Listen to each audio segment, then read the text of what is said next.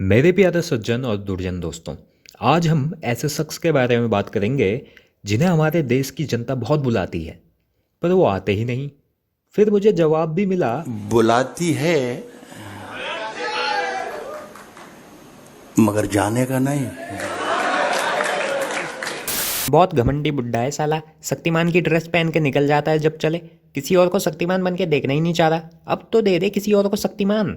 भाई 2013 में एक मूवी आई थी, हमारा हीरो शक्तिमान। उस मूवी पे साफ साफ दिखा रखा है कि कैसे एक छोटे बच्चे पे शक्तिमान से ज़्यादा शक्तियाँ हैं और शक्तिमान उसे नेक्स्ट जनरेशन का शक्तिमान बनने के लिए गाइड कर रहा होता है। और तुम यहाँ बात कर रहे हो कि शक्तिमान की गद्दी वो छोड़ना ही नहीं चाहते हैं। मैं तुम्हें शक्तियों का सही इस्तेमाल करना सिखाऊंगा योगेश। इस लायक बनाऊंगा कि एक दिन तुम भी मेरी तरह अपनी शक्तियों का इस्तेमाल दुनिया की भलाई के लिए करोगे और समाज के रक्षक बनोगे।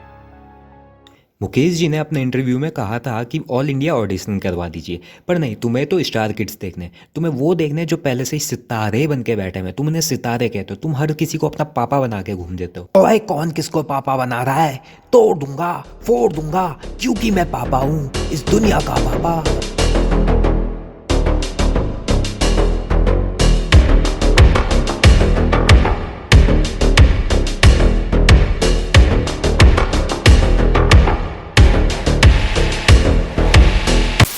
भाई बुड्ढे का एटीट्यूड भी तो बहुत खराब है। इंटरव्यू नहीं देखा क्या तूने? जहाँ तक मेरी ह्यूमन अंडरस्टैंडिंग है ना, लोगों को दूसरों को सुनाने में और खुद को सही प्रूव करने में सबसे ज़्यादा सुकून मिलता है। अब इसके लिए वो बात बदल बदल के बोलेंगे, पर अपनी बातों में अडिग रहना पसंद करेंगे। हाँ, जैसे तू अभी मुझे सुना रहा है। अब एटीट्यूड के बारे में बात करते हैं। इस दुनिया में दो लोगों को समझाना बहुत मुश्किल होता है।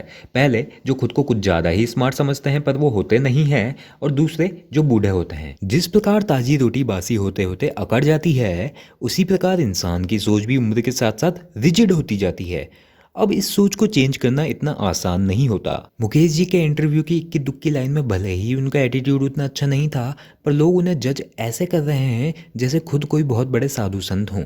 लोग ये भूल चुके हैं कि एक टाइम पे हम भी बूढ़े होंगे। वैसे यही हरकत रानू मंडल के साथ भी हुई थी, पर इसके लिए हम एक दूसरी वीडियो बनाएंगे। ओ ज्ञानी पुरुष, हम ये सब बातें बोल ही नहीं रहे हैं। हम तो बोल रहे हैं कि शक्तिमान का VFX बड़ा गंदा था, इसीलिए हम शक्तिमान को इतना क्रिटिसाइज कर रहे हैं। अब जाके एक रियल पॉइंट आया है। इस पॉइंट को हम डिफेंड नहीं करेंगे और शक्तिमान को लेकर जो रियल प्रॉब्लम्स हैं उसमें बात करेंगे।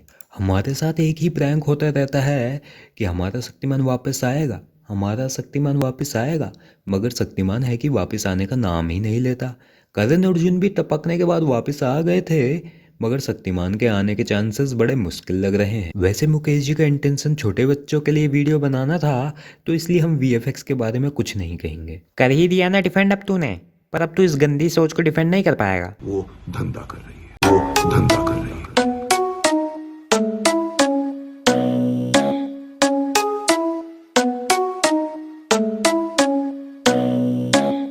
गाली दे के मैं कूल बन जाऊं, इस गाने को रिपीट पे गुनगुनाऊं, बस कोई बात गलत बोले तो उसकी मैं खूब बजाऊं। गाली दे के मैं कूल बन जाऊं, इस गाने को रिपीट पे गुनगुनाऊं, बस कोई बात गलत बोले तो उसकी मैं खूब बजाऊं। जब तुझे खूब सुनाऊं, कमेंट्स पे गाली भर के सुकून पाऊं, लाइक की ऐसी तैसी करके खुश हो जाऊं, तुझे गंदी सोच के खुद ये गाने सुनते जाऊं।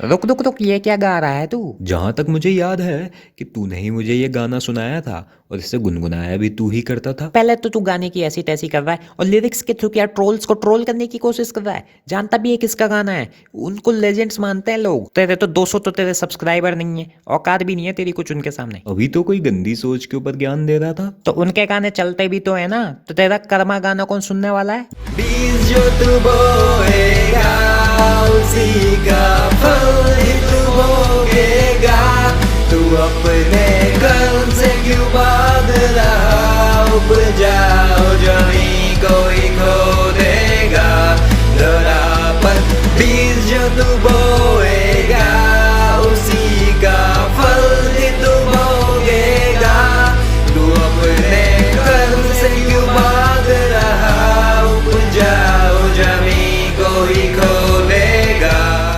देख अब तू पर्सनल अटैक कर रहा है। मुकेश जी ने वो वीडियो हनी ट्रैप्स के ऊपर बनाई थी और मुकेश जी किसी और को शक्तिमान इसीलिए नहीं देना चाहते हैं क्योंकि शक्तिमान एक आदर्शवादी कैरेक्टर है जो योग, तप और त्याग को दर्शाता है। शक्तिमान का काम केवल एंटरटेन करना नहीं, लोगों को सीख देना भी होता है। मुकेश जी शायद यह चाहते हैं कि जो भी शक्तिमान का प्ले करे वो इस कैरेक्टर के रिस्पेक्ट भी करे। वो ये नहीं चाहते हैं कि शक्तिमान कल को बेस पे बूटी जैसे गानों में डांस करता हुआ नजर आए। ओए अब तो बात चेंज कर रहा, शट अप। एक सेकंड का पॉज। अरे साहब, या तो मैं बोलूं या आप बोलेंगे। ओ साहब, पीछे को बोलते हैं आप लोग? ओए, कौन बोल रहे हैं वहां पर? अरे जानवर लोग हो यार आप लोग कितने भी सीनियर हो, जस्ट कीप क्वाइट। मेरा तुम सभी से एक सवाल है। मान लो कि तुम एक रूम पे बैठे हुए हो जहाँ पे तुम्हारा इंटरव्यू हो रहा है। वहीं पे जो इंटरव्यू ले रहे हैं उनके साथ कुछ लोग बैठे हुए हैं जो आपस में मस्त गप्पे मार रहे हैं। अब यहाँ पे दोनों की आवाज़ मिक्स होके तुम तक आ रही है जिसकी वजह से तुम सवाल नहीं सुन पा रहे हो। अब यहाँ पे तुम इरिटेट होंगे या नहीं होंगे?